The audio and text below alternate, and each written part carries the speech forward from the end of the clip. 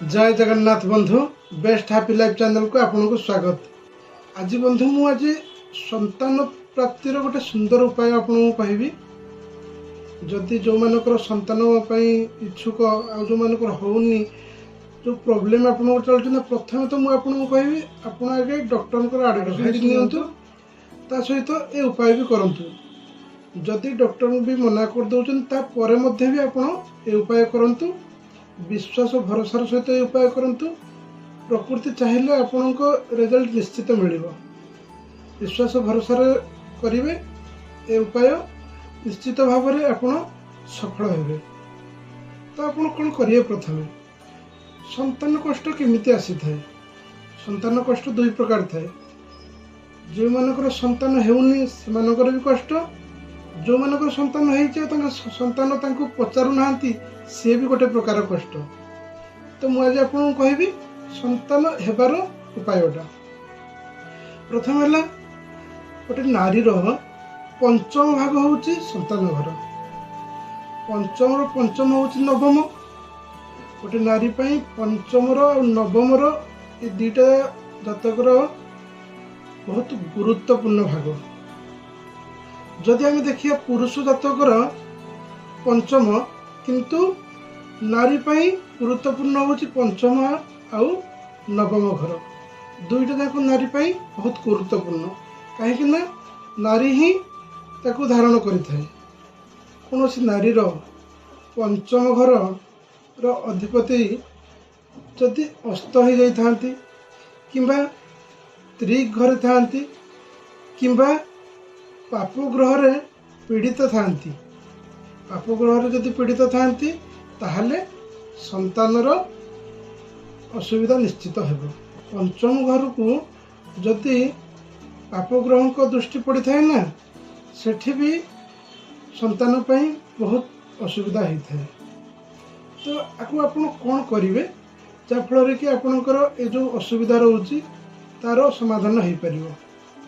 प्रथम तो आपण विश्वास और भरोसार सहित भी ये उपाय को करंतु। प्रथम आपण शुक्ल पक्षर एकादशी रे प्रथम आपण संतान गोपालकर गोटे फोटो आनिबे, गोटे फोटोटे आनिबे। को दिन आनिबे? शुक्ल पक्षर एकादशी रे फोटो आनिबे। तापर आपण 11टी लेंबू मंजी आनिबे। 11टी लेंबू मंजी, मो कथा को ध्यान सहित शुणु। यदि आपण ये उपाय करिया को चाहउछंती आपण ताहले 11टी लेंबू मंजी आनिबे। लेंबू को काटिला बेले देखिए जमिति लेंबूर मंजी ना मंजी न कटिया दरकार। ठीक अच्छे। आपण प्रथम 11टी लेंबू मंजी संग्रह कले, तापर आपण केसर 3 चुटकी माने थरे दिथर 3 थर ये दुटा आंगुल जति उठिला माने कम कम उठेबे, कहीं केसर तो अधिका दाम 2-3टा भी उठेले से भी बहुत। खाली 3 चुटकी आपन उठिया को पड़िबो। आपन आनले लेंबू मंजी 11टी आ 3 चुटकी केसर रखिले। 108टी तुलसी पत्र आनिबे।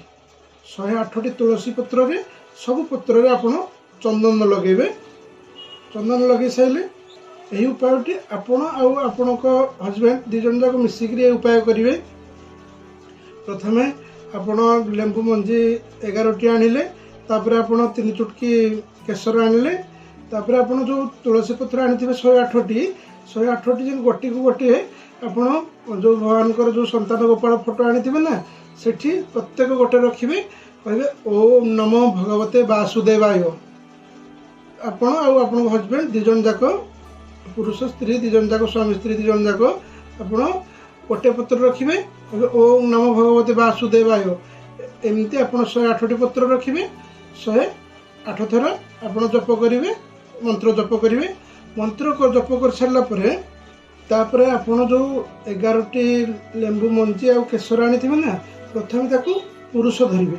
एमती धइले पुरुष धइले, ता ऊपर स्त्री एमती धरिवे। ताको वाइफ ना एमती ताको स्वामी को हाथ को ए भलिया ऊपर धरिवे। ऊपर धरिकरी आपन कोन करिवे 108 थर संतान गोपाल मंत्र पाठ करिवे। ठीक अच्छे। धरिकरी आपन धरिथिबे संतान गोपाल मंत्र आपन 108 थर पाठ करिवे। मंत्र को पाठ कर सारला परे जहाँ धरी ना भगवान पाखरे प्रसाद रूप में लगेबे। तापर आपण छेना जी मीठा जिनस लडू मीठा जिनस जहाँ भी सब भोग लगेबे।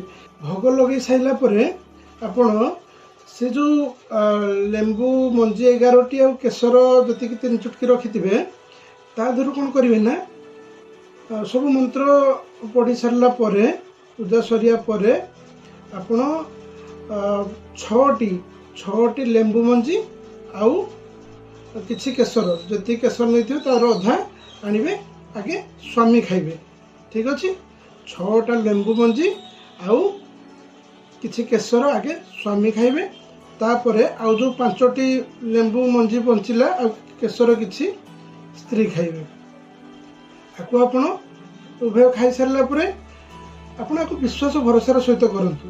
देखिए विश्वास भरोसा जब मन में कर विश्वास भरोसा रोचे रिजल्ट प्रकृति आपको निश्चित प्रकार फल दब। जो आप लेंबू मंजी की प्रसाद रूप में पाई सारे ना ता पूर्व तो आप जो पूजा करुवे से घी दीप सब लगे धूप दीप देकी जमी पूजा करने कथा करेंगे। बस से आपणकर पूजा सरीगला आपण प्रत्येक दिन से दिन ठारू आपण जे स्त्री थे ना नारी जी थे सबुदिन जो सका उठे से को क्या देखिए से जो फोटो को सब देखिए स्वामी स्त्री 2 जन देखिए बहुत बढ़िया। आपण पूजा घरे ओम नमो भगवते वासुदेवाय सबुदिन आप जप करूँ 108 ना ना किंतु आपण कम से कम प्रत्येक दिन आप जप करूँ। यदि आप 108 थर प्रत्येक दिन जप कर तो बहुत बढ़िया। यदि जप न कर ओम नमो भगवते वासुदेवाय मंत्र किसी भी मंत्र आप प्रत्येक दिन जप करूँ। देखिए विश्वास भरोसार सहित करूँ रिजल्ट निश्चित आपको मिल प्रकृति आपन को रिजल्ट निश्चित देव। हाँ आपन को कौ दिन करें शुक्ल पक्षर एकादशी करें ता सहित आप जन्माष्टमी में भी करें। ये 2टी दिन में आप उपाय करूँ निश्चित भाव में भरोसा विश्वास सहित करूँ निश्चित भाव में आपन को फल प्रदान हम। ये उपाय करूँ बंधु। जदि ये भिडियोटी भल लगिला ताले शेयर करूँ कहीं बहुत लोग जानवे आप शेयर करूँ। तो देखा बंधु किसी नुआ उपाय सहित रही बंधु। जय जगन्नाथ।